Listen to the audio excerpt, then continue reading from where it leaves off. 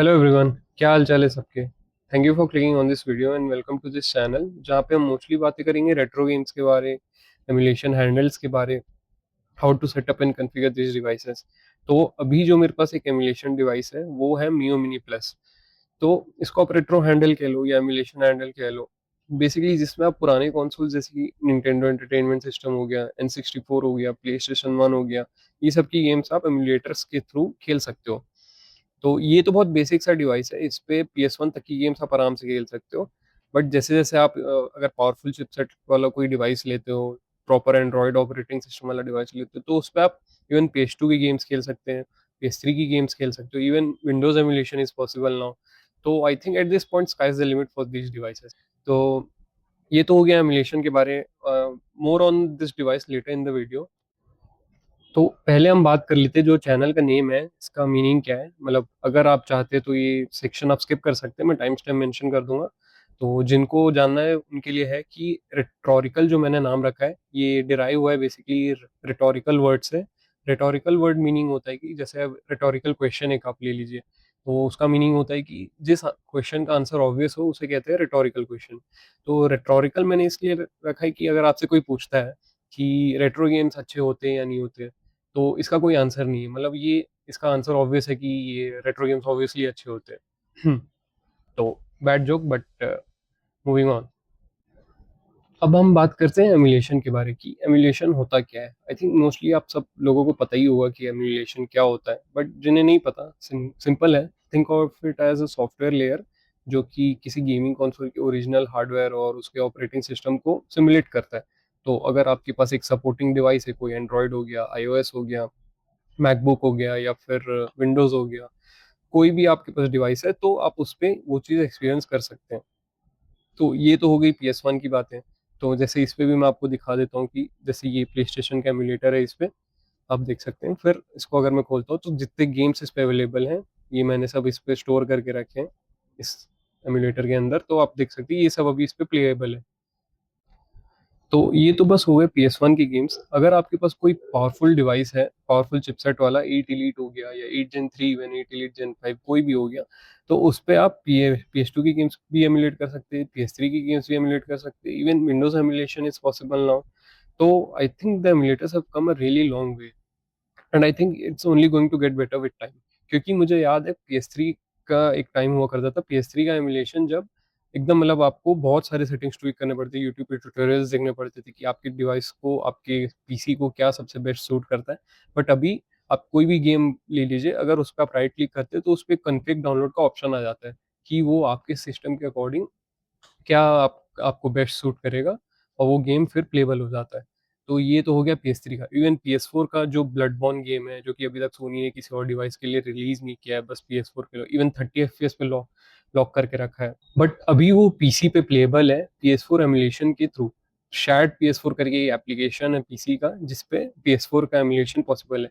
Not not all games, but blood born is specifically payable now, क्योंकि development उसी के around चल रही थी कि स्पेसिफिकली लोग चाहते थे कि ब्लड बॉर्न चले, तो वो लोग खाली उसी के लिए सेटिंग्स ट्विक कर रहे थे। एंड कुछ कुछ लाइट वेट गेम्स भी चल जाते हैं जिस जो ज़्यादा स्टोरेज नहीं लेते, ज़्यादा रैम कंजम्पशन जिनका नहीं है, तो वो सारी गेम्स भी पॉसिबल है। तो इनफ अबाउट एमुलेशन, अब फाइनली बात करते हैं जो स्टार ऑफ द शो जो है ये मियो मिनी प्लस। तो पहले हम शुरू करते हैं इसके स्पेसिफिकेशंस की। तो 3.5 इंचेस की IPS LCD डिस्प्ले, इसकी 60 हर्ट्ज का रिफ्रेश रेट है एंड 3000 mAh की बैटरी आपको मिल जाती है एंड मोर देन सफिशिएंट है ये। आप कोई भी जैसे PS1 की सबसे हाई एंड वाली गेम्स अगर खेलते हैं तो आपको maximum to maximum 4 to 5 hours का बैकअप मिल जाता है। बट अगर उससे भी आप लाइट वेट जाते हैं तो मैक्सिमम आपको 8 आवर्स तक की बैटरी इस पे मिल जाती है। और फिर इस पे 128 MB की रैम भी मिल जाती है। बटन्स एंड पोर्ट्स की बात करें तो हमें नीचे की तरफ माइक्रो एसडी कार्ड का स्लॉट मिल जाता है, इसी में आप अपनी गेम्स और ओएस को स्टोर करके रखते हैं। इधर 3.5 mm का जैक मिल जाता है और इधर टाइप सी चार्जिंग के लिए मिल जाता है। साइड में हमें वॉल्यूम अप एंड डाउन भी मिल जाता है और ऊपर की तरफ एक पावर बटन भी मिल जाता है। सामने की तरफ देखेंगे तो एक बेसिक सा डी पैड है, नॉर्मल फेस बटन है इसके, जो YXAB ये निंटेंडो लेआउट वाला में मिलता है। सिलेक्ट एंड स्टार्ट बटन मिल जाता है और ये एक है एक्शन बटन। तो इसको आप ऐसे, मैं अगर इसको एक एग्जांपल दिखाऊं तो जैसे अभी मैं ये गेम खेल रहा हूँ, इसको मैंने प्रेस किया, तो वो गेम अभी इसी स्पेसिफिक स्टेट पे सेव हो जाएगा, उसका एक इमेज भी आपको दिखा देगा यहाँ पे। तो अब जब भी आप नेक्स्ट अगर गेम कभी खेलना चाहते हो, वापस से इस बटन को प्रेस करेंगे तो ये मेन्यू आपका खुल जाएगा। फिर आप इसको सिलेक्ट करेंगे ए दबा के, तो आपका गेम पूरा वहीं से कंटिन्यू होगा। ऐसे बहुत सारे गेम्स, जितने भी गेम्स अवेलेबल है सबके साथ आप ये कर सकते हैं। जैसे ही मैंने मारियो भी सेव रखा है, फाइनल फैंटेसी भी सेव रखा है, जहाँ पे आपने छोड़ा है वहीं से आप गेम कंटिन्यू पिकअप कर सकते हैं। तो ये हो गया, ये एक बहुत अच्छा फीचर है, बट ये आपको सिर्फ कस्टम ओएस में मिलेगा। इसके जो प्री इंस्टॉल स्टॉक ओएस आता है उस पर आपको ये फीचर नहीं मिलेगा। तो उसके लिए मैं एक डेडिकेटेड सेपरेट वीडियो लेके आऊँगा, जिस पे मैं आपको बताऊंगा कि आप इस पे अनियन ओएस कैसे इंस्टॉल कर सकते हैं। अनियन ओएस का ये भी फायदा है कि आप इस पे कस्टम थीम्स भी इंस्टॉल कर सकते हैं। जैसे कि आप देख सकते हैं, ये है प्ले स्टेशन वाला थीम, जैसे ये PS प्लस का आइकन बना हुआ है इस पे, एंड और भी ऐसे बहुत कुछ है। और इस पे और भी अगर फीचर्स की बात करें तो हमें वाईफाई का ऑप्शन मिल जाता है। इस पे ऑटोमेटिक अपडेट्स भी आप कर सकते हैं, इधर ब्राइटनेस का ऑप्शन है, लैंग्वेज भी आप चेंज कर सकते हैं। ऐसे इस पे बहुत सारे ऑप्शन हैं। तो इस पे आप सिर्फ गेम्स ही नहीं और भी बहुत कुछ कर सकते हैं। जैसे कि अगर मैं ये ऐप सेक्शन यहाँ पे खोलता हूँ तो यहाँ पे एक वीडियो प्लेयर का भी ऑप्शन है, तो इस पे आप वीडियोस देख सकते हैं, इवन म्यूजिक भी प्ले कर सकते हैं। एंड ये इस पे PDF रीडर भी है, तो आप इसको एक ई रीडर की तरह भी यूज कर सकते हैं। एंड इवन इसमें एक 3mm जैक भी है, तो आप इसको आराम से लगा के गाने आने सुन सकते हैं। तो वीडियो प्लेयर का इसका एक इशू है कि आपको इस स्पेसिफिक स्क्रीन के लिए एक इसका कन्वर्टर ऐप आता है, तो उसके थ्रू आपको कोई भी एक वीडियो आप डाउनलोड करते हैं तो उसके थ्रू आपको उसको प्रोसेस करना होता है उस ऐप के थ्रू, ताकि इस पे वो चीज़ सपोर्ट कर सके। उसके लिए मैं आपको एक सेपरेट वीडियो बना के दूंगा, जिस पे आपको बताऊंगा कि इसको इस पे आप कैसे वीडियो प्ले कर सकते हैं, म्यूजिक प्ले कर सकते हैं, एंड इवन PDF रीडर पे आप ई बुक्स डाल सकते हैं। तो जैसे म्यूजिक, अभी मैंने इस पे म्यूजिक डाल रखा है, बट मैं आपको तो दिखाऊंगा नहीं, कुछ ऐसे खास म्यूजिक सुनता नहीं हूँ। लाइक आई डोंट थिंक आपको उतना कुछ पसंद आएगा। खाने को चाहोगे।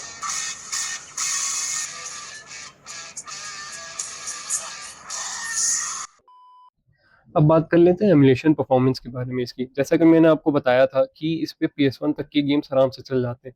तो मतलब बेसिकली इस पे जो हाईएस्ट एंड सिस्टम अभी है वो है PS1 ही है। तो अगर उसके गेम्स चल जा रहे हैं तो उसके नीचे जितने उसके जो चिपसेट के अकॉर्डिंग अगर हम कंपेयर करें तो उससे कम पावरफुल चिप वाले जितने भी कंसोल्स हैं वो सब बिना कोई हेजिटेशन के चल जाएंगे। तो ये जैसे प्ले स्टेशन वन में मुझे इस पे भी मतलब ये भी मोस्टली सपोर्ट कर जाते हैं सारे गेम्स। बट कुछ कुछ गेम्स है जो मुझे लगे कि थोड़ा बहुत इशू करते हैं, जैसे डिज्नीज का टार्जन हो गया, कभी कभार इस पे मुझे थोड़ा फ्रेम ड्रॉप्स मिलते हैं। बट उससे ज़्यादा कुछ नहीं, कोई मेजर नहीं है कि आपको डिफरेंस वैसे नोटिस होगा उतना। अगर आप बहुत ज़्यादा खेल रहे हैं तभी आप वो डिफरेंस बता पाएंगे, नहीं तो उतना कोई आपको नोटिस भी नहीं होगा। स्टार्ट करते हैं हम नॉर्मल निंटेंडो एंटरटेनमेंट सिस्टम से।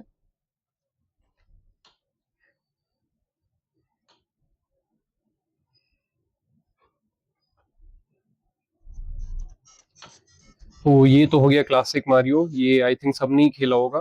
तो ये बहुत अच्छे से परफॉर्म कर रहा है ऑब्वियसली, क्योंकि ये बहुत ही लाइट वेट गेम है। तो इसमें तो कोई इशू ऐसे आपको कोई फेस भी नहीं होगी। इसी में मैं आपको अगर फेस बटन्स के बारे में थोड़ा बता दूं, जैसे ये डी पैड है, ये बहुत इजीली क्लिकेबल है। तो इसमें भी आपको कोई ऐसे ऐसा इशू फेस नहीं होगी, आराम से ये क्लिक हो जाते हैं। लाइक ए बटन आप प्रेस करके देख लीजिए, इंडिविजुअली भी इसको अगर प्रेस करके देखेंगे तो आपको क्लिक पूरा फील होगा। मतलब बहुत अच्छे डिजाइन है इसके जो बटन है। इवन जो डी पैड है, अगर जैसे आपको कोई दूसरा गेम दिखाऊं, जैसे कि मैं कॉन्ट्रा की बात करूं, तो कॉन्ट्रा के केस में I think Contra is the best example to test your D pad. तो अगर आप डायगोनल शूट करना चाहते हैं तो आप दबाएंगे ये, जैसे लेफ्ट कॉर्नर में मुझे शूट करना है तो अप एंड लेफ्ट की दबाएंगे, तो उससे आप चेक कर सकते हैं कि आपका डायगनली शूट कर रहा है कि नहीं, यानी कि बटन ठीक से प्रेस हो रहे हैं नहीं, वो रजिस्टर हो रहा है नहीं उस डायरेक्शन में। किसी किसी बी पैड जो खराब क्वालिटी के होते हैं, लाइक एकदम लो एंड वाले, तो उसमें क्या होता है कि जैसे आप नीचे प्रेस कर रहे हैं या ऊपर प्रेस कर रहे हैं, जैसे नीचे वाला अगर हम करेंगे शूट तो ये ठीक है फाइन, ठीक से ये शूट कर रहा है डायगनली। बट जो खराब वाले केसेस में क्या है कि वो बस नीचे ऐसे लेट जाएगा, प्रोन हो जाएगा। तो उस केसेस में क्या है कि डीपैड उतना अच्छा क्वालिटी नहीं होता, या तो आपको बहुत जोर से प्रेस करना पड़ रहा है या फिर 2-3 बार करना पड़ रहा है तब जाके। इस केस में मुझे उतना कोई इशू नहीं मिला।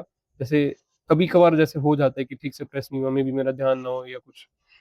बट मोस्टली मैंने जितनी बार कोशिश किया है, जितनी बार ट्राई करने की कोशिश की कि हो जाए, ये हमेशा मेरा फर्स्ट टाइम पे यूजुअली हो जाता है। तो देख सकते हैं आपकी गेम प्ले परफॉर्मेंस भी बहुत अच्छी है। लाइक ये तो बहुत लाइट वेट ही है, NES सिस्टम का ही हो गया, तो इस पे तो आपको कोई इशू नहीं फेस होगी। अब नेक्स्ट सिस्टम हम देख लेते हैं, जैसे प्ले स्टेशन वन की भी कुछ गेम्स देख लेते हैं। अब ये हो गया प्ले स्टेशन वन का गेम, ये थोड़ा हैवी टाइटल है आई थिंक, क्योंकि बीच बीच में मुझे थोड़े बहुत फ्रेम ड्रॉप्स मिल जाते हैं। बट एज सच कोई बड़ा इशू नहीं है, आप आराम से इसको खेल सकते हैं। तो इससे भी ऐसे कोई मेजर परफॉर्मेंस इशू आपको नहीं मिलेगा। नॉर्मल जैसे इस पे भी, जैसे कि मैं बता रहा था, इस पे ट्रिगर्स भी बहुत यूज आते हैं। जैसे मैं अभी पीछे का इस पे दबाऊंगा, R2 दबाया मैंने तो ये ऊपर ऐसे चिपक जाता है। तो इस पे सारे बटन आप यूज कर सकते हैं, एंड कंट्रोल्स भी बहुत स्मूथ है, इस पे भी कोई मुझे ऐसा इशू फेस नहीं हुआ। तो अब नेक्स्ट हम सिस्टम देख लेते हैं कोई सा, जैसे गेम बॉय का देख लेते हैं। अब ये आ जाता है गेम बॉय। तो अब गेम जैसे कि, और इस पे और एक अच्छा फीचर है कि जैसे आपको ये लोडिंग स्क्रीन के थ्रू ज़्यादा वेट नहीं करना है, तो ये जो एक्शन बटन है और ये जो पीछे आर बटन है, इसको अगर आप प्रेस करते हैं तो ये फास्ट फॉरवर्ड भी आप कर सकते हैं। तो ये मैं अभी फास्ट फॉरवर्ड कर देता हूँ, मेरा गेम तुरंत लोड हो जाएगा। ये सब आप डायलॉग स्किप कर सकते हैं अगर आपको सीधा गेम पे जंप करना है। ये भी मैंने मेगा मैन लोड किया है। अभी इसको फास्ट फॉरवर्ड को वापस आपको बंद करना है जब गेम लोड हो जाता है, तो वापस से आप वही एक्शन बटन और आर दबाएंगे, तो अभी नॉर्मल स्पीड पे वापस आ जाता है। अब इसको आप नॉर्मली खोल सकते हैं। तो ये भी आपको इस कस्टम ओएस में मिलेगा, इसके स्टॉक ओएस पे ये चीज़ नहीं मिलेगा। तो मेक श्योर कि आप जो मेरी डेडिकेटेड वीडियो वो भी देखें कि आप कैसे इसको इंस्टॉल कर सकते हैं।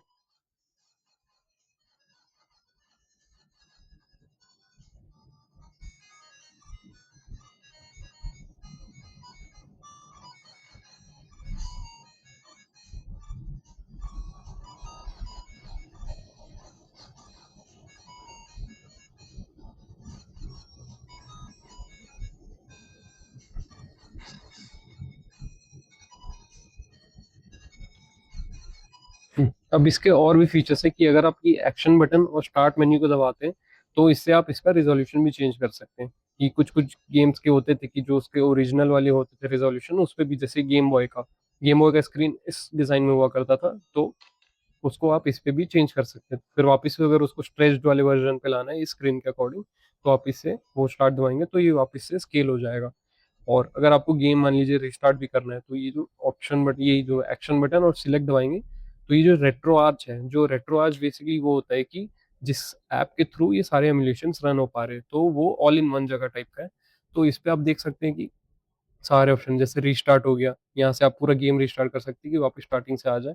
फिर क्लोज कंटेंट का ऑप्शन है। फिर सेफ स्टेट बेस पे आप डिफरेंट और भी ज़्यादा सेफ स्टेट्स बना सकते हैं। जैसे कि ये बटन प्रेस करके आपने एक सिंगल सेफ स्टेट बनाया, बट इसके थ्रू आप डिफरेंट सेफ स्टेट बना सकते हैं। जैसे कि आप लेवल 1 पे हैं, वहाँ पे एक बना लिए, एक लेवल 2 पे बना लिए, ताकि आप बाद में जाके इसको खोल के स्टेट स्लॉट इस पे डिफरेंट डिफरेंट बहुत सारे, टोटल जितने चाहे आप वो बना सकते हैं। फिर वो आप कभी भी उसको लोड कर सकते हैं कि आपको ये स्पेसिफिक लेवल खेलना है, ये स्पेसिफिक एरिया खेलना है, तो ये उस चीज़ के लिए काम आता है। और इस पे और भी बहुत सारे ऑप्शंस हैं, मैं अभी पूरा उस पे नहीं जाऊँगा। इसके लिए जो डेडिकेटेड वीडियो मैं बनाऊँगा उस पे सब चीज़ एक्सप्लेन करूँगा एक-एक करके। अभी के लिए आप इतना ही जानिए कि ये ओएस जो है, ये सबसे बेस्ट वे है इस Mio Mini Plus को हैंडल करने का, सारे गेम्स के लिए, इवन मीडिया के लिए। तो अब आते हैं फाइनल वर्डिक्ट पे कि is this device worth buying? इसको आंसर मत करना क्योंकि ये रेटोरिकल क्वेश्चन था। On a serious note, this is definitely worth buying. मैं इसको बहुत टाइम से यूज़ कर रहा हूँ, मुझे अभी तक कोई इशू फेस नहीं हुई है। बैटरी भी इवन, मतलब बैकअप भी मुझे कुछ ऐसा लगा नहीं कि बहुत डिग्रेड हो गई है। मतलब हुई होगी, बट ऑफ कोर्स सारी बैटरीज होती है, बट एज सच कुछ मुझे मेजर नोटिस नहीं हुआ है। तो this device is definitely, most definitely worth buying, क्योंकि बहुत पोर्टेबल है, छोटा सा डिवाइस है, आपके पॉकेट में आ जाता है, इजीली पॉकेटेबल डिवाइस है। आप कहीं भी इसको ले जा सकते हैं, कहीं भी आपको बोर लगा, थोड़ा सा डिवाइस ऐसे निकाल लिए, थोड़ा भी आपके पास टाइम है, निकाल के खेल लिए कोई भी गेम, कोई गाना सुन लिए, और कोई मतलब ऐसे वीडियो भी देख लिए। तो बहुत अच्छा डिवाइस है मेरे ओपिनियन में। अब बात करते ही इसको मैंने खरीदा कहाँ से, तो ये मैंने मंगवाया था बैंगलोर से। उस पे आई थिंक 3000 to 4000 का तब ये था, चल रहा था। अभी शायद महंगा हो गया, क्योंकि फर्स्ट टाइम, अगर आप फर्स्ट टाइम यूज़र है तो आई थिंक आपको एक कूपन मिल जाएगा, तो आप उससे मंगवा सकते हैं। इंडिया पे ये इम्पोर्टेड है, मतलब इंडिया पे भी आपको बहुत सारे वेबसाइट पे मिल जाएंगे, बट बहुत ज़्यादा प्राइसी मुझे लगा, क्योंकि इम्पोर्टेड रहते हैं ऑब्वियसली, तो वो इम्पोर्ट ड्यूटी वो सब अपना चार्जेस प्लस अपना भी उस पे वो लोग लगा के उसको प्राइस बढ़ा देते हैं। तो अगर आप थोड़ा सा रिस्क लेना चाहते हैं, बैंगलोर से अगर आप मंगा लें, तो I think this is definitely worth it. मैंने जितना भी, मुझे अभी तक कोई आज तक इशू फेस नहीं हुई। मैंने एक ये डिवाइस मंगाया, मैंने और एक ऐसी टाइप का एक डिवाइस मंगाया, RG35XX। तो मुझे कोई ऐसे इशू फेस तो हुआ नहीं, तो आई डोंट थिंक ऐसा कुछ होना चाहिए, but this is completely at your own risk. मैं कोई ऐसे सजेस्ट नहीं करूंगा कि आप वहीं से लें, बट कहीं भी आपको अगर ये डिवाइस मिलता है, and if you are considering buying it, then I say go for it. तो एक बात और आपको ध्यान में रखना होगा कि जब आप परचेज करने जाते हैं वहाँ पे आपको दो ऑप्शन मिलते हैं। एक तो हो गया मेमोरी कार्ड वाला, एक बिना मेमोरी कार्ड वाला। मेमोरी कार्ड वाला उनके लिए होता है जो कि जिनको प्लग एंड प्ले करना है, कोई हैसल नहीं चाहिए, बस डाले और चल गया, ऑन किया चल गया, गेम खेलने लगे। और उस पे क्या है कि मेमोरी कार्ड थोड़ा एक्सपेंसिव साइड पे भी रहता है, बट मेमोरी कार्ड भी उतना कोई अच्छा खास क्वालिटी का रहता नहीं है। तो मैं सजेस्ट करूँगा आप बिना मेमोरी कार्ड वाला ले लीजिए। अगर आपके पास मेमोरी कार्ड है तो और भी अच्छी बात है, आप उसको प्लग कीजिए, अपने हिसाब से गेम्स डालिए, आपको कौन-कौन से खेलने हैं। उस पे आप ओएस भी इंस्टॉल कर सकते हैं। फिर ओएस में तो इतने सारे फीचर्स हैं ही। मैं लीगल रीज़न्स की वजह से गेम्स के लिंक तो नहीं डाल सकता, बट गूगल पे आजकल क्या नहीं मिल जाता है। तो I think you are capable enough to download all the games. तो आई नो मैंने सब कुछ ये कवर नहीं किया है इस वीडियो में, एंड मैं डेडिकेटेड वीडियो डेफिनेटली लाऊंगा इसके लिए कि मैं सारे इस पे जो ऐप्स है, सारे एक्चुअल फीचर्स जो हैं इसके सब कवर करूँ। इवन कि इस पे ओएस कैसे इंस्टॉल करें, इसको कैसे ट्विक करें आपके प्ले स्टाइल के अकॉर्डिंग, मैं वो सब चीज़ बताऊंगा आपको। बट वो नेक्स्ट वीडियो में आप, और अगर आपको भी कुछ लगता है कि मैंने कुछ मिस आउट कर दिया या फिर मुझे नेक्स्ट वीडियो में कवर करना चाहिए, तो मेक श्योर आपको कमेंट करें, मुझे बताएं।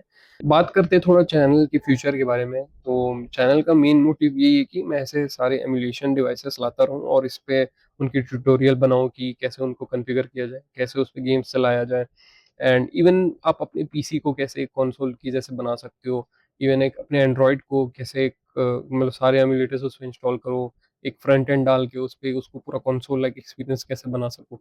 तो ऐसे डिफरेंट वीडियोस मैं लाता रहूंगा, तो मेक श्योर आप चैनल को सब्सक्राइब करें। एंड आपको भी अगर कोई सजेशंस है, आप सजेशन देना चाहते हैं कि मुझे और किस चीज़ पे वीडियो बनाना चाहिए, तो मेक श्योर आप कमेंट करें। एंड थैंक यू, हम मिलते हैं नेक्स्ट वीडियो पे।